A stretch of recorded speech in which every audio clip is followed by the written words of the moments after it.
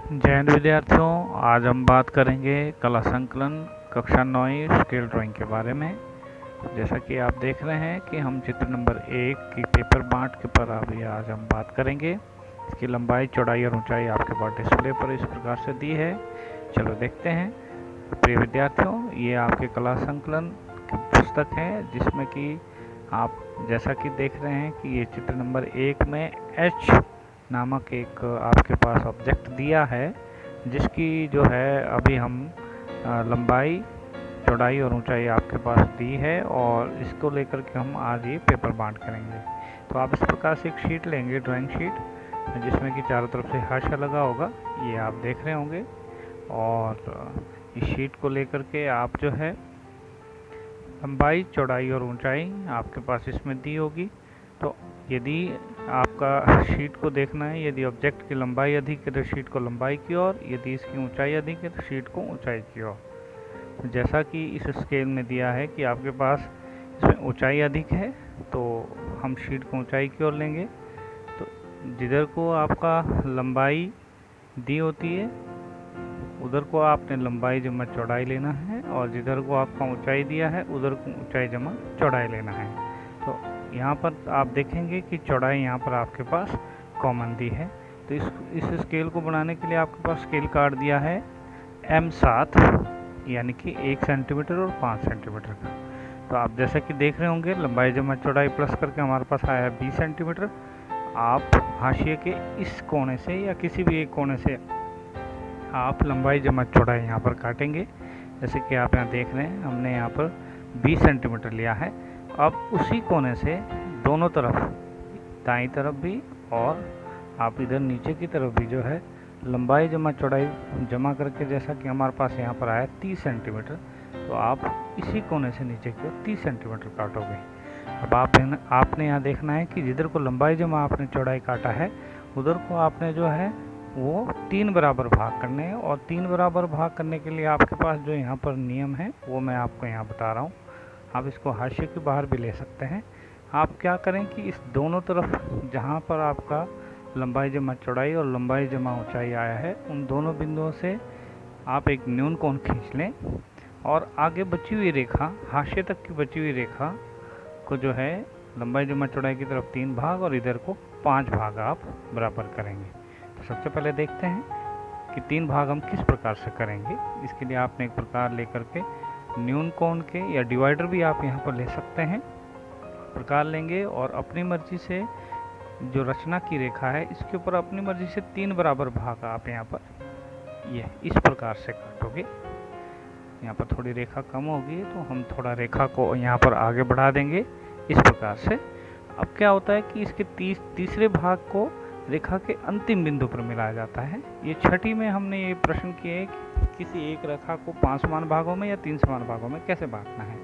तो अब आप देखोगे कि इस प्रकार से आप सेट स्क्वायर लोगे और सेट स्क्वायर के नीचे इस प्रकार से आपने फूटा एडजस्ट करना है, और जो रेखा ये उस रेखा के समानांतर आप सेट स्क्वायर को इस प्रकार से पीछे की ओर स्लाइड करोगे और आप देखोगे कि ये दूसरे भाग की ओर आ गया। उसी प्रकार से जो है सेट स्क्वायर पुनः सेट करके और उसके पिछले भाग की ओर दोबारा से आप लेंगे तो आप देखेंगे यहाँ पर कि बराबर 3 भाग हो गए हैं। उसी प्रकार से आपने 5 भाग भी करने हैं। तो जैसे कि हमने पहले किया था कि हमने 3 भागों की रचना की रेखा पर 3 भाग किए थे, यहाँ पर भी आपको उसी प्रकार से उसकी पुनरावृत्ति करते हुए यहाँ पर रचना की रेखा पर 5 बराबर यानी कि 5 समान भाग इस प्रकार से काटने हैं अपनी मर्जी से, और उसका अंतिम भाग को रेखा के अंतिम बिंदु पर यहाँ पर इस प्रकार से मिलाना है, जैसे कि आप यहाँ पर मिला चुके हैं। अब इस रेखा के समानांतर ही सभी 5 भाग की रेखाएं आपको पीछे की ओर मिलानी है। तो आप सेट स्क्वायर या तो इस दर को भी सेट कर सकते हैं या इसकी दूसरी तरफ इस प्रकार से, जैसे कि आप देख पा रहे हैं, इस प्रकार से भी सेट कर सकते हो। अब आपको यहाँ पर सेट स्क्वायर पहले रेखा के समानांतर सेट करना है और उसके नीचे फूटा रख के और उसको उसी तरीके से सभी भागों तक इस तरीके से पीछे की ओर स्लाइड करना है, और उसकी पुनरावृत्ति जो है वो होती रहेगी सभी भागों तक। तो आप देखेंगे अंत में कि हम बराबर सभी 5 भागों को बराबर भाग में इस प्रकार से बांट चुके हैं, यानी कि बचे हुए भाग को हमने 5 बराबर भाग में, बची हुई रेखा को हमने 5 बराबर भागों में यहाँ पर बांट दिया है। अब आप देखेंगे कि जो 3 बराबर भाग हुए, इनमें से आप 1 बराबर भाग के बराबर काटोगे और इसी के समान 1 बराबर भाग के बराबर यहाँ काटेंगे और नीचे की ओर भी उसी के 1 भाग के बराबर आपने काटना है। यानी कि ऊंचाई की ओर जो रेखाएं लगेगी वो दोनों ओर से आपको, दाईं ओर से भी और बाईं ओर से भी, इस प्रकार से जो है वो काटना है और उसको एक दूसरे से मिला देना है। ये हम कागज़ की बांट यहाँ पर कर रहे हैं पहले स्केल नंबर 1 की।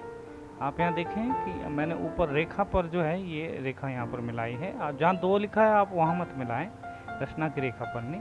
और जिधर को 5 भाग हुए उसके 2 बराबर भाग के बराबर आपको यहाँ पर इस प्रकार से काटना है, ऊपर से भी और नीचे की ओर से भी, जैसा कि आप यहाँ पर देख पा रहे हो।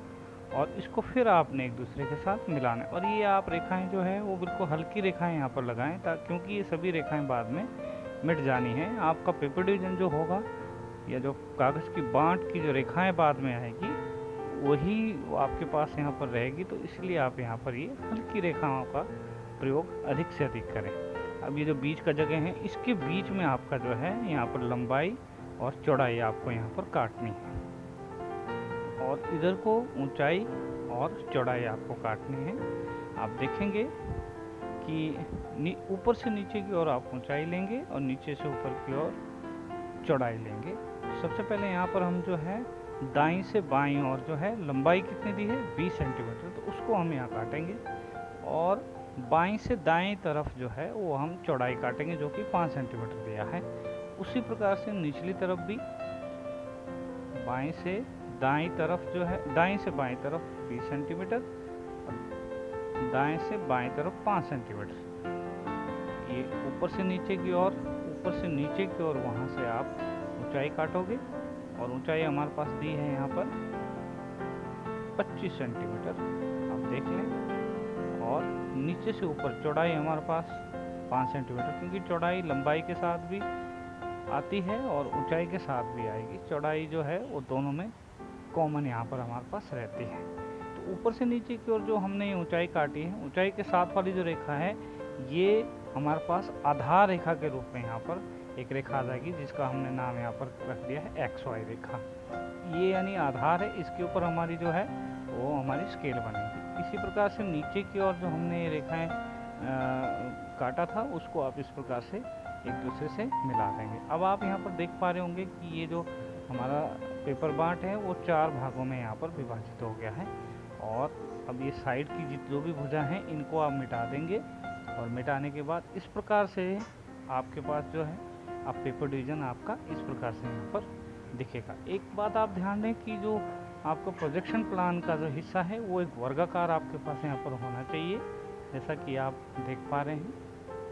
अब आप देखेंगे ये XY रेखा है, इसको आप सबसे गाढ़ा रखें और ये प्रोजेक्शन प्लान वर्गाकार होना चाहिए और इसको 2 समान भागों में इस प्रकार से आप यहाँ पर बांट दें।